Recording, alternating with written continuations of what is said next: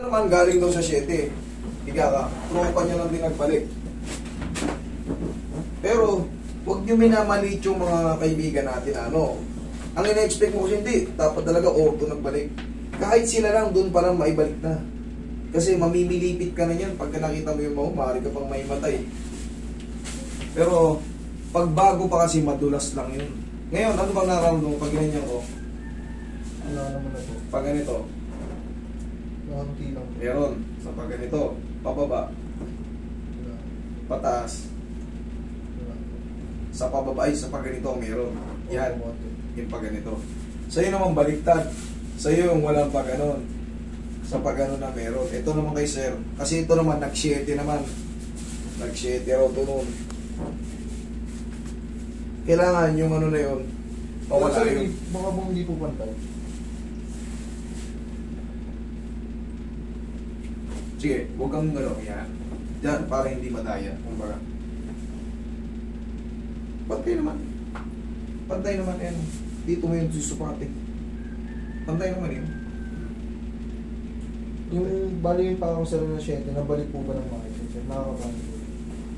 Malalaman mo yan pag nakabalik, pag ni-round ko. Sige, relax mo lang. Pag may sumabit na masakit, hindi nakabalik na maayos. Pero pagka nakabalik yan, sa tingin mo pag nakashit yan, pag ginanyan mo, kakayanin mo, ibig sabihin to, idol, nakabalik. May mga ligaments lang dito na nasaktan before. Yun lang to. Pero ang procedure nito kasi sa akin, yung technique nito, ano na to universal na to yung ganitong technique. Universal na to Pinapalitan ko lang nung hatak. Pag may nakita akong mga mga fracture before or na-fracture kayo, binabago ko lang yung position ng kamay ko ng konti.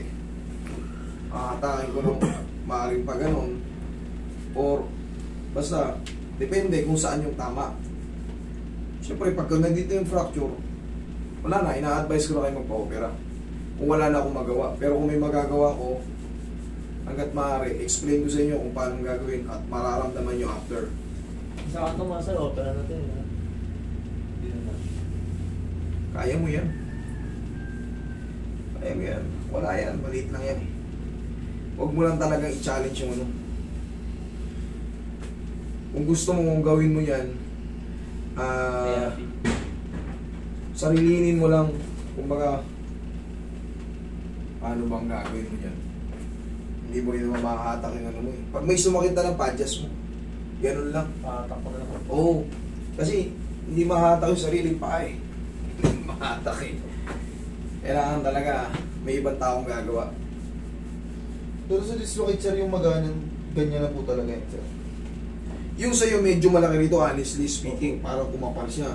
Pero hindi siya naka-apekto sa haba. Yung sinasabi mong parang yung mga ano lang yun, yung mga nangapal, naglaman, sumete. Pero, ang mahalaga, wala na yung mga sobrang sakit. Na-damage na yung mga tendons mo, mga ligaments mo. Possible yun maglaman, kumbaga. Tumuwa na lang po sir. Yes, gano'n na. Basta palagi i-consider, walang pain. Kailangan walang pain sa mga bawat nyo. Eh ngayon, may natirang pain yung pag ganun. Yun ang susubukan natin. Tingnan natin kung nawala yun.